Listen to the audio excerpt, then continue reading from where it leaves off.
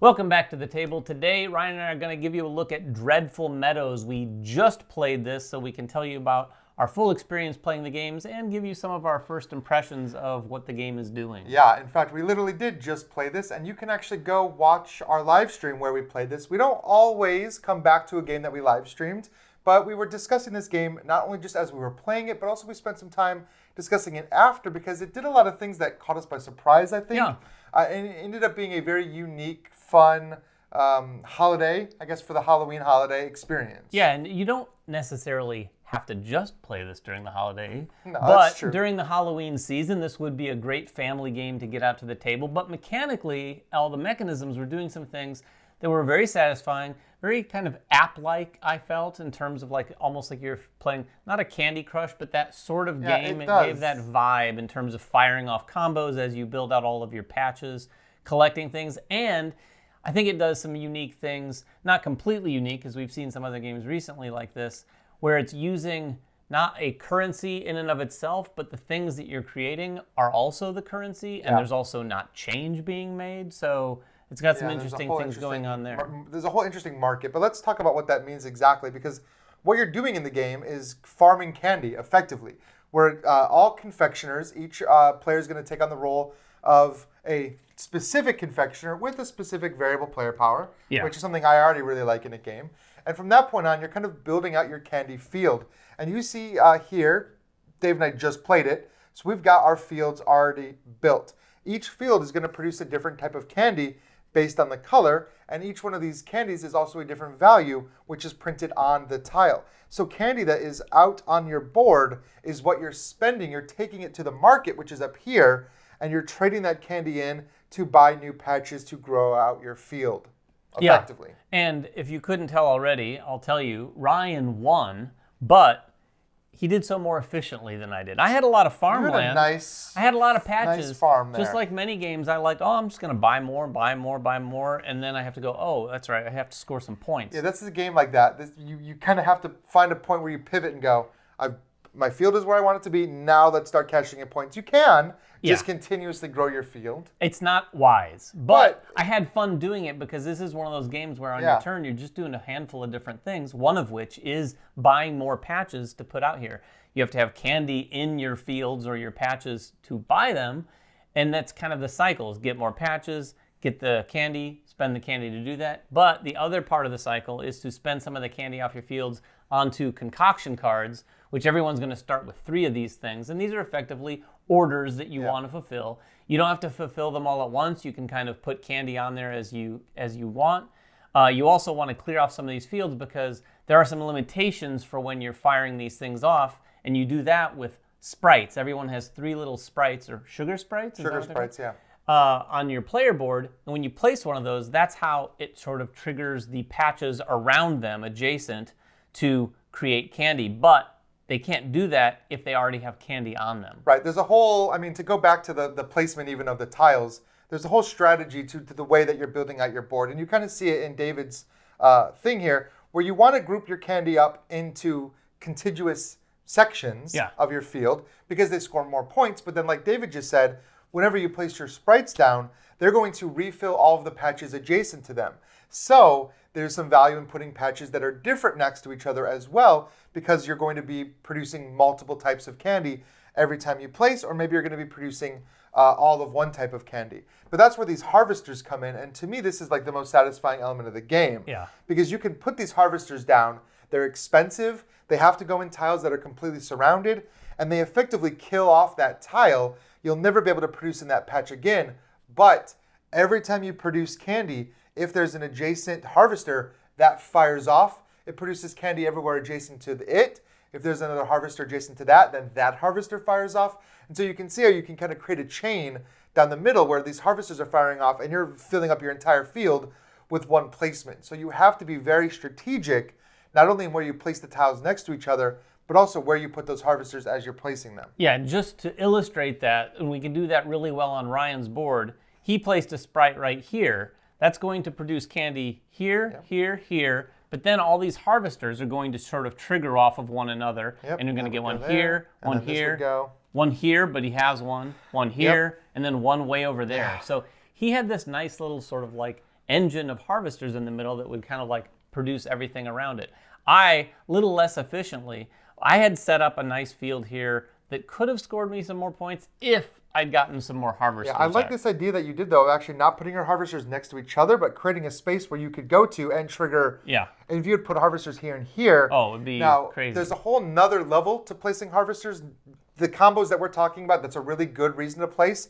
But also, at the end of the game, you're looking at each of your sections, your biggest section of any one color, and every tile that's in that section is worth a point for every harvester also in that section. So I've created a little chunk here where each of my blue tiles is worth 3 points apiece. And then everybody starts with a dreadful tree, which is a wild colored tile and also produces a wild colored candy that helps with your concoctions. My value in the game, the reason I kind of did pull ahead, I got 3 of those, which I think there are only 3 They're not many that you can possibly get. Everyone starts with 1, and then based on player count, there's a few more put into the bag. There's going to be a bag of tiles, or if you have sort of the expansion, there's this big tower of tiles that you're going to use to fill this up. And it is one of the game end triggers, but there's not many dreadful trees in there. Yeah, so the cycle of the game, again, is pretty easy because you're just taking one of these 4 actions. And we've already kind of talked about each one. You buy tiles from the market and then place them in your board. You place down your sprite to fill out the board with the different candies. You can buy a harvester, but then the 4th thing you can do is actually return your sprites back to your player board. And when you do that, each location that you return them from has a power as well printed on these little player aid cards. So based on where they're coming from, they're activating a different power. So that's yet another layer of which kind of tiles you want to buy and where you want to place your sprites, because you might want to place them in such a place that they produce a bunch of green, but also you want the orange ability. So you want to pop that orange tile and surround it with green tiles and try to create combos that way. And that's a pretty satisfying element. Yeah, and that does a really nice thing that a lot of games don't do. Like this isn't worker placement, but the fact that you're putting these sprites out and then recalling them kind of is reminiscent of worker placement. And in a lot of worker placement games, not all, you just get them back, and that turn always feels kind of like, well, I guess it's time to take my workers back. Right. But much like a Luke Laurie game, this takes the reclamation of your workers and turns it into a really fun, satisfying action. I would like to credit him for kind of coming up with that. I don't know if he came up with it, but he definitely popularized that element, and more games are doing that, and that is very satisfying. So that's what you're doing in the game. You're trying to score points from completing your confection cards, score points at the end of the game for creating your giant areas, putting your harvesters down, and you're just playing, each player going back and forth, taking one of those actions until either one harvester is left, all the tiles are gone, or this entire deck of confection cards is gone, which this feels like that'd probably be the last rarest thing that would be happening. Right. We ran out of. We thought we weren't going to run out of tiles, but that is indeed and what we happened. only had one harvester left to buy too. So as soon as there's one left, it triggers into the game. So we were about to trigger the game in 2 different ways, actually. Yeah. So who's it for? Who is it not for? I would say in terms of who this game is for. Let's thematically first. Yes. Yeah. Let's talk about that. That is a good point. There's a thematic who it's for, and there's a mechanic who it's for. Because obviously, if you're one of those gamers who likes, I like to grab up every seasonal game I can. If you have Boop, in particular Halloween-themed games, this is probably going to be for you. If you're that type of person, I'm guessing you're also probably a family gamer. Those kind of generally go hand in hand. So this is also a really good family weight game. With that said, I think mechanically, it's also going to appeal to more enthusiast gamers. This is not a heavy game by any stretch of the imagination. This is a very light game, but it has very satisfying things and connections. It has that you mentioned it earlier, almost that app feedback. Yeah, it feels like an app. It really does have that. I also think the more enthusiast gamer is going to appreciate the unique approach to the economy that they have here with the way the candy is your money and your money is your candy, not to mention those values coming into play in a few different ways. When you spend candy, they're worth that much, but when you buy those tiles, they also cost that much, plus some values depending on where they are out here on the board. So it is really interesting when you're thinking about, okay, I need to buy a harvester, and Ryan pointed this out while we were playing. You have to have tiles adjacent to this all the way around when you buy a harvester, and as long as you have candy on all of those tiles, you have enough money because you have to spend that much money for all the adjacent tiles to place a harvester in the middle of them. Yeah. There's a lot of puzzle that goes into the placement of the game, and again, there's a lot of games that do that. Sure. So the market definitely, but for me, my big takeaway, the thing that really drew me into this game was the variable player powers. This is not just a game where it's like, okay, I have a variable player power. This is a game where you read your variable player power and you go, wait, what? We've talked about this in games before, but it's like, that's your power? No way. That's completely unfair. And then you read the next one and you go, oh, that's even more unfair. And we've said that about some games in the past. This one really hits it, though. This one really, really does hammer that home. Just to give you an idea, and again, you haven't played it, so you may not appreciate that as much, but I just mentioned you buy these tiles for their value on the tile, but also below. So this one right here was cost 5 right now. Jack, my ability, is I can ignore the printed price on the board. So I am literally just paying what's on the tile. So instead of 5, I'm getting this for 2. While it cost Ryan 5. Yeah, it's a huge difference. When you announce that to the table, they're like, well, that stinks, so I have to pay 5. But then, my power was, I took serious advantage of probably more advantage of my power than you did of yours. You did. Luna's power is when you retrieve your sugar sprite from the board. Like I said, you get to trigger the power of that tile that's listed here.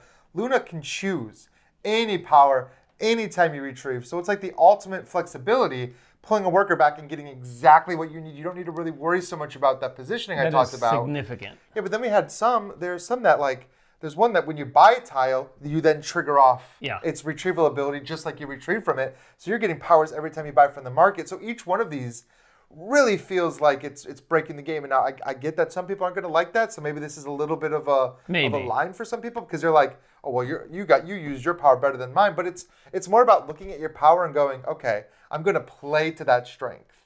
Like if you play Jack and go, yeah, I'm not really going to buy. That's why David has so many more tiles, because he really leaned into that power and he was buying tiles for super cheap whenever he wanted to. And that was I also bought too many tiles, quite frankly. You maybe bought too many, but you really did lean into Jack's power. But I had fun while I was doing it. Now, who might not have fun with this game or who it might not be for? I mean, obviously, it goes without saying a lot of the things we just said, if those are not your cup of tea, if you don't like seasonal games, if you don't like family weight, light little games, this might not be your cup of tea. If you're a Vital Lacerda fan and only that, this game is probably not going to tickle your fancy. This game is on the lighter side, and like David said, it is not a necessarily hard game.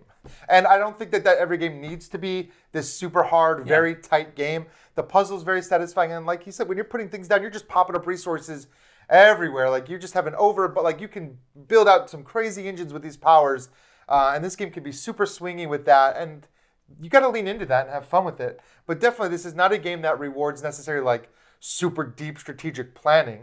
You can just kind of have fun with your turn. Not that we know. I mean, I'm sure there's more strategy that comes out of like, here's some combos. But just in general, you can play this game and just do whatever and still score a ton of points at the end of the game. Yeah, and I would say if you like a lot of interaction, the base game anyway, is not exactly heavy on interaction, other than the fact that when tiles come out, you might go, oh, I'm going to buy these, and really Ryan wanted those 2 green. And then green might not come out for a while because you're just drawing them. So that can be problematic, particularly when you're looking at the confections. You need a lot of one color and you just don't have those patches.